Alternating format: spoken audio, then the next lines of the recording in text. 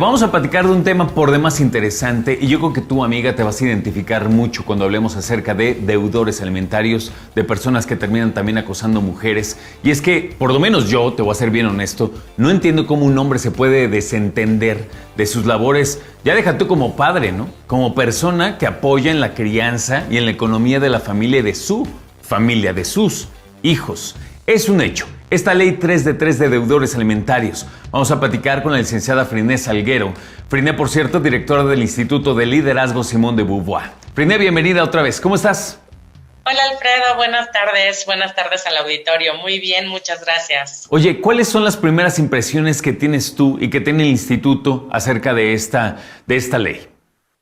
Bueno, la primera es que saldamos un pedacito de la deuda histórica que los movimientos y grupos feministas hemos venido solicitando desde hace muchos años, ¿no? En materia de igualdad sustantiva, de paridad, etcétera. La segunda es que pareciera mentira que en 2023 por fin tenemos esto hecho realidad en la Constitución, pero que es una necesidad porque la violencia contra las mujeres en este país y contra las niñas y niños es alarmante. Entonces necesitamos de todo lo que está al alcance de nuestras manos, de marcos normativos, de cambio cultural, de conciencia social para revertir estas violencias. Y la tercera es que me parece congruente también que que ninguna persona que sea violentadora o que sea también un padre ausente, como tú bien lo dijiste, pues pueda estar tomando decisiones en representación de la ciudadanía. Fíjate qué importante, hace un momentito decías que es solamente un pedacito de la deuda. En un momentito voy a regresar a eso, pero antes te quiero preguntar, me imagino ya la revisaron. ¿Está bien hecha? ¿Es buena? ¿Es suficiente, Friné? Mira, tiene retos, evidentemente, tiene retos porque, pero son cosas como muy sistémicas también y complejas de elaborar. ¿Por qué? Por ejemplo, para los delitos de violencia sexual, de violencia doméstica, de violencia contra las mujeres, se pide sentencia firme. ¿Por qué? Porque se consideró la parte de la presunción de inocencia. Esto lo entendemos en el sentido de que no queremos que esto se vuelva una herramienta para una guerra sucia entre partidos políticos y se empiece a acusar a todo mundo de violencia, pero por otro lado sabemos que el sistema de justicia en este país no es eficiente ni expedito, sobre todo en estos casos de violencia y agresión contra las mujeres.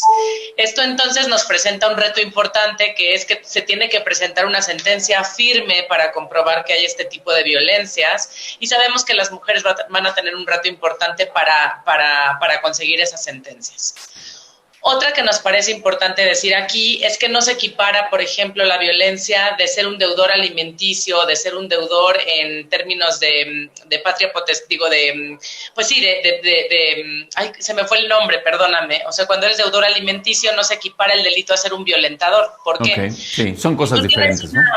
Exacto, si tú tienes una deuda, entonces podrías pagar 10 años de deuda para después presentarte a la candidatura. Y lo que nosotras pensamos es que no contemplan tampoco un proceso de restauración de daños. Y como está muy normalizado que los padres no se hagan cargo de los hijos y sean deudores alimentarios y deudores de pensión alimenticia, que también está mal nombrada, ¿no? Porque no nada más es una pensión alimenticia, es una pensión para la protección de las infancias. Entonces, ahí si tú pagas, te presentas a la candidatura.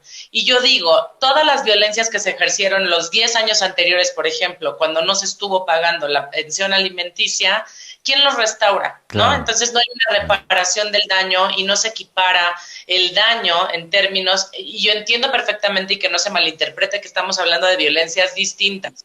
Lo que estoy diciendo es que también el deudor alimenticio ejerce una violencia explícita, pero también ahí se generan muchas otras violencias y precariedades a las infancias que son sujetas de este derecho. Y sabes que ausencias, ¿no? Ausencias que son importantes en cuanto a paternidad. Porque a lo mejor para la pareja no es necesario, pero los hijos, las hijas necesitan un papá y no tiene que vivir con ellos, pues, ¿no? Pero sí tiene que estar presente en términos del desarrollo de estas personas. Absolutamente, y ahí se pega con el sistema de cuidados, ¿no? Cuando estamos hablando también las feministas del sistema de cuidados, y de poder redistribuir la carga de cuidados de las infancias, de las personas adultas mayores y de las personas que tienen alguna discapacidad, no solamente entre hombres y mujeres, sino también que el Estado garantice estos cuidados y este bienestar y al mismo tiempo, pues, haga y cree la infraestructura necesaria para los cuidados de estas personas. Entonces, digamos que no son parcelas, ¿no? O sea, son derechos que se interconectan con otras circunstancias y con otros derechos, pero creo que también hay que celebrar el avance, ¿no? O sea, creo que también es importante celebrar el avance de una deuda histórica y reconocer que es un cambio también en el status quo, como es un cambio de estrategia, ¿no? No solamente es un cambio en la legislación, y lo repito, de los artículos 38 y 102 de la Constitución Política, que desde 1917 no se movía, sino que también aquí lo que estamos tratando de ver es que se dignifique la vida pública, ¿no?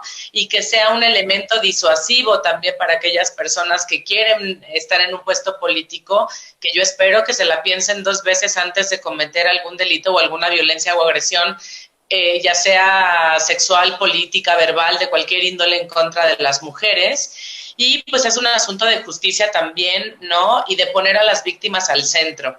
Totalmente. Yo creo que es importante hacer un llamado a todas las personas que están en las autoridades electorales, en los partidos políticos, a las mismas candidatas y candidatos, de usar este instrumento con ética y con conciencia social, que no se vuelva un instrumento de guerra sucia, lo repito, porque entonces también es como restarle importancia al instrumento. Exacto. Y creo que en un país donde 3 de cada 4 niños de hijos separados no reciben pensión alimentaria, donde el 70% de las mujeres sufren algún tipo de violencia, en donde somos el país número 1 en agresiones sexuales infantiles, en donde tenemos 11 feminicidios al día. O sea, creo que el ambiente y la peligrosidad de ser mujer en este país no está como para usar este instrumento o para ponerlo en tela de juicio como un instrumento de guerra sucia. Está para hacer una conciencia profunda como sociedad y decir cuántos cambios estructurales tienen que acompañar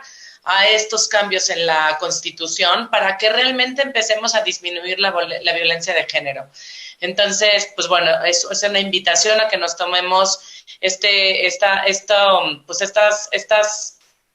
reformas ajustes, como un nuevo orden político, ¿no? O sea, como pensar en un nuevo orden político y social que nos surge porque estamos deshumanizándonos a unos pasos muy agigantados, ¿no? Frine, muchísimas gracias por platicar con nosotros. Nos dejas una idea muy clara de lo que piensa el instituto, lo que piensas tú también y lo que tenemos como reto para seguir trabajando en el país. Como dijiste al principio, es un pedacito, es un primer paso. Vámonos para adelante. Gracias, Frine.